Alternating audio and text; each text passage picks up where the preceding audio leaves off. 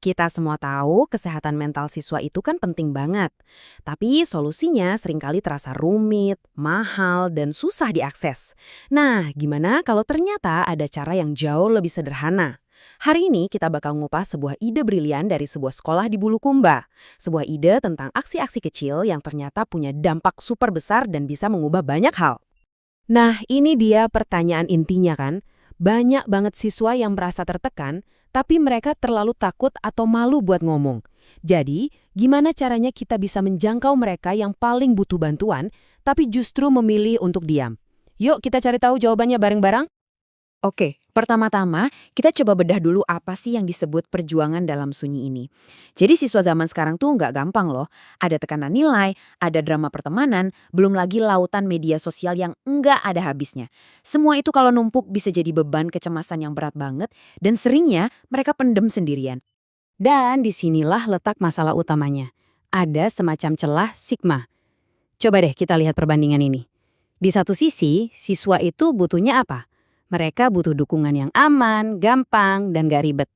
Tapi di sisi lain, sistem yang ada seringnya terasa formal, kaku, dan malah bikin takut. Nah, celah inilah yang akhirnya bikin banyak siswa lebih milih diam daripada minta tolong. Oke, untuk menjembatani celah tadi, muncullah sebuah ide yang menurut saya luar biasa cerdas. Idenya adalah kita nggak lagi nunggu masalah datang baru bertindak, tapi kita secara proaktif menciptakan lingkungan yang bahagia dari awal. Penasaran gimana caranya? Mari kita lihat. Kenalin, namanya Sapa, singkatan dari Sahabat Peduli Antar Teman. Eits, ini bukan sekedar program konseling sebaya yang biasa ya. Ini lebih dari itu. Ini adalah sebuah gerakan. Tujuannya simpel tapi kuat. Mengubah dukungan kesehatan mental dari sesuatu yang formal dan menakutkan, jadi bagian alami dari interaksi positif sehari-hari di sekolah. Nah, kutipan ini benar-benar nangkep esensinya.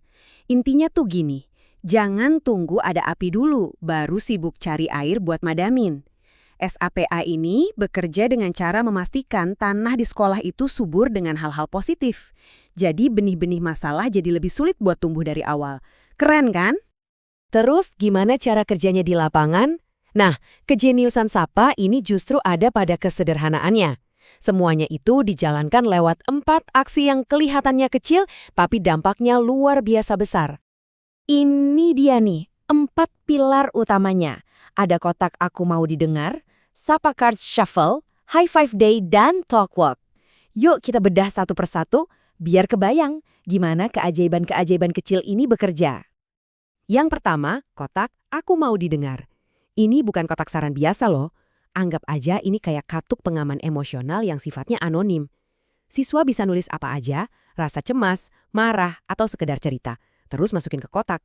Saat itu juga beban mereka rasanya bisa sedikit lebih ringan. Kenapa? Karena mereka tahu ada yang mendengar tanpa menghakimi. Selanjutnya ada SAP Pay Card Shuffle. Coba bayangin, kamu lagi buka buku di perpustakaan, tiba-tiba nemu kartu kecil yang isinya tulisan, kamu hebat, atau semangat ya hari ini. Hal-hal kecil kayak gini tuh ibarat suntikan kebahagiaan yang gak terduga. Dan beneran deh, bisa ngubah mood seharian. Terus, yang ketiga ada High Five Day. Ini simple tapi brilian banget. Jadi ada satu hari khusus di mana semua orang di sekolah, murid, guru, staf, saling kasih tos atau high five. Tindakan fisik yang sederhana ini ternyata ampuh banget buat memecah tembok-tembok sosial, menyebarkan energi positif, dan ngingetin semua orang kalau mereka itu satu komunitas. Dan yang terakhir, Talk Walk. Konsepnya sederhana banget. Jalan santai bareng teman keliling sekolah. Tujuannya, buat menciptakan ruang ngobrol yang jujur dan tanpa tekanan. Anehnya, ngobrol sambil jalan bareng teman itu seringkali bikin kita lebih gampang terbuka daripada kalau duduk kaku hadap-hadapan. Ini ibarat sesi konseling yang menyamar jadi jalan-jalan sore. Oke, setelah kita lihat keempat aksinya, sekarang mari kita lihat dampak besarnya. Siapa aja sih yang sebenarnya diuntungkan dari aksi-aksi kecil ini, dan apa yang bikin pendekatan ini jadi beda dan inovatif banget dibanding program-program lain? Ternyata dampaknya itu berlapis dan bisa dibilang ini situasi win-win-win. Pertama, ya jelas semua siswa jadi ngerasain lingkungan sekolah yang lebih positif dan peduli. Kedua, siswa yang benar-benar butuh bantuan jadi punya jalur pertolongan pertama yang aman dan nggak menghakimi.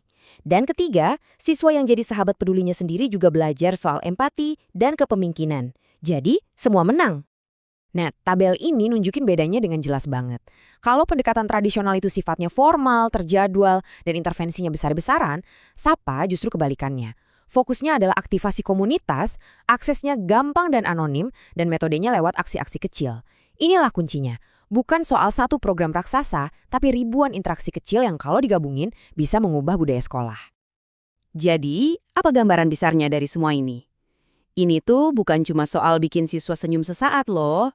Ini tentang membangun sesuatu yang jauh lebih fundamental, yaitu fondasi budaya sekolah yang lebih sehat dan peduli untuk jangka panjang. Inilah inti dari semuanya. SAPA itu bukan cuma sekumpulan kegiatan, tapi sebuah alat untuk mengubah ekosistem sosial di sekolah secara mendasar. Tujuan akhirnya adalah menciptakan sebuah budaya di mana setiap siswa, tanpa terkecuali, merasa dilihat, merasa didengar, dan tahu bahwa mereka adalah bagian penting dari komunitas. Mereka nggak sendirian. Nah, ini membawa kita ke pertanyaan terakhir yang saya tujukan untuk Anda. Prinsip SAPA, aksi kecil, dampak besar, ini kan sebenarnya bisa kita terapkan di mana saja. Bisa di kantor, di lingkungan rumah, atau bahkan di dalam keluarga kita sendiri. Jadi coba deh renungkan sejenak. Aksi super kecil apa yang bisa Anda lakukan hari ini untuk mengubah energi di sekitar Anda? Jawabannya mungkin jauh lebih sederhana dari yang kita bayangkan.